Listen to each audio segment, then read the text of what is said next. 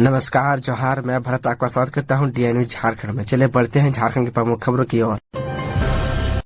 केंद्र ने मजदूरी भुगतान के लिए दूसरी और तीसरी किस्त की राशि जारी की। दरअसल आपको बता दूं, झारखंड के मनरेगा मजदूरों की मजदूरी भुगतान के लिए केंद्र सरकार ने दूसरी और तीसरी किस्त की राशि आवंटित कर दी है। वित्तीय वर्ष 2023-24 के लिए पैसा दिया गया है। भारत सरकार ने मनरेगा के तहत दूसरी किस्त के रूप में केंद्र सहायता अंतर्गत 252 करोड़ 27 लाख 53 हजार रुपए आवंटित किए हैं। वहीं तीसरी किस्त के रूप में झारखंड को 368 करोड़ 35 लाख 98 हजार रुपए की राशि आवंटित की है। भारत सरकार ने स्पष्ट कहा है कि जो पेंडिंग लायबिलिटी है और बकाया मजदूरी भुगतान है वो निश्चित रूप से ही क्लियर किया जाए और सभी मनरेगा मजदूरों के खाते में अविलंब बकाया मजदूरी का भुगतान किया जाए। भारत सरकार जल्द ही बकाया मजदूरी भुगतान की समीक्षा भी करेगी।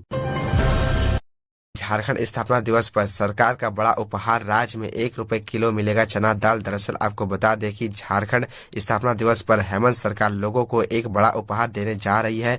स्थापना दिवस यानी 15 नवंबर से झारखंड में चना दाल 1 रुपए किलो की दर से मिलेगी। 11 अगस्त को झारखंड कैबिनेट की हुई बैठक में आशय का निर्णय लिया गया था। अब राज्य के वित्त मंत्री रामेश्वर उरांव ने इस योजना को विधिवत शुरुआत की घोषणा कर दी है। खबरों में कहा गया है कि फिलहाल इस योजना का लाभ सभी नागरिकों को नहीं मिलेगा। 1 रुपए किलो की दर से चना दाल उन्हीं लोगों को मिलेगा जो झारखंड खाद्य सुरक्षा योजना में लिस्टेड है। इस तरह राज्य के 65 लाख कार्डधारकों को इस स्कीम का लाभ मिलने वाला है। दरअसल आपको बता दूं, वित्त मंत्री ने बताया कि इस योजना के लिए झारखंड सरकार ने 500 करोड़ रुपए का बजट अलग से पारित कर दिया है। दरअसल आपको बताते चले कि 11 अगस्त को हुई कैबिनेट की बैठक में कुल 30 योजनाओं की स्वीकृति दी गई थी। इनमें से अधिकांश योजनाओं को धरातल पर उतारने की कवायद शुरू हो गई है। प्रखंड स्तरीय बैंकर्स कमेटी की हुई बैठक केसीसी से मिलेगा बड़ा फायदा। दरअसल आपको बता दूं, lead bank manager Chandrashekhar Patel की अध्यक्षता में रामगढ़ प्रखंड स्तरीय बैंकर्स कमेटी की बैठक हुई। इसमें प्रभारी प्रखंड कृषि पदाधिकारी आशीष रंजन ने बताया कि प्रखंड के कुल 15,239 किसान पीएम किसान योजना से आच्छादित है। इनमें से 14,063 किसानों के लिए विभिन्न बैंकों द्वारा केसीसी जारी किए गए हैं। पीएम किसान योजना से आच्छादित 1176 किसानों को अब तक केसीसी का लाभ नहीं दिया जा सका है। एलडीएम ने सभी बैंकों के शाखा प्रबंधकों से पीएम किसान योजना के सभी लाभार्थियों को केसीसी से आच्छादित करने का निर्देश दिया। ओपन टू ऑल हुआ झारखंड शिक्षा विभाग का करियर पोर्टल। दरअसल आपको बता दूं, झारखंड शिक्षा परियोजना ने करियर पोर्टल को ओपन टू ऑल कर दिया है। jhcareerportal.com वेबसाइट का उपयोग पहले सिर्फ सरकारी स्कूल के बच्चे ही कर पाते थे। पोर्टल में एक्सेस के लिए झारखंड एकेडमिक काउंसिल के लॉगिन पासवर्ड की जरूरत पड़ती थी, जिसे अब हटा दिया गया है। दरअसल अब कोई भी इस पोर्टल पर करियर विकल्प के बारे में जानकारी तलाश सकता है। इस पोर्टल में 9वीं से 12वीं के बच्चों के लिए 555 करियर विकल्पों की जानकारी दी गई है।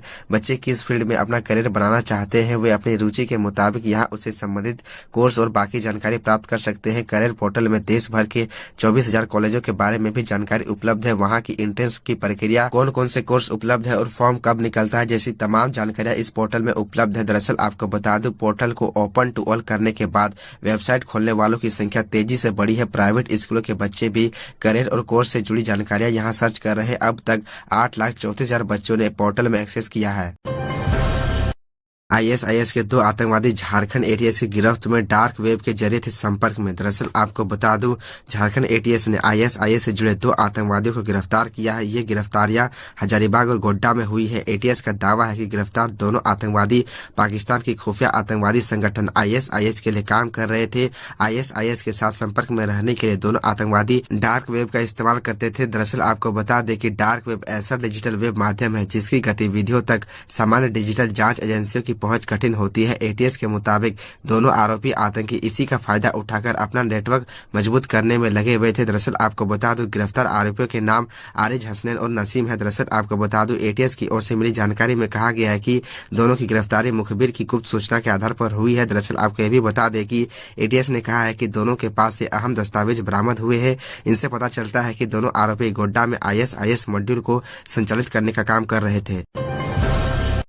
डीप बोरिंग के खिलाफ नगर निगम सख्त, रेलवे ने बिना सूचना दिए कराई डीप बोरिंग, नगर निगम अधिकारियों ने की सख्त कार्रवाई। दरअसल आपको बता दूं कि धनबाद जिले में नियमों का ताक में रहकर हो रही डीप बोरिंग के खिलाफ नगर निगम ने अभियान तेज कर दिया है।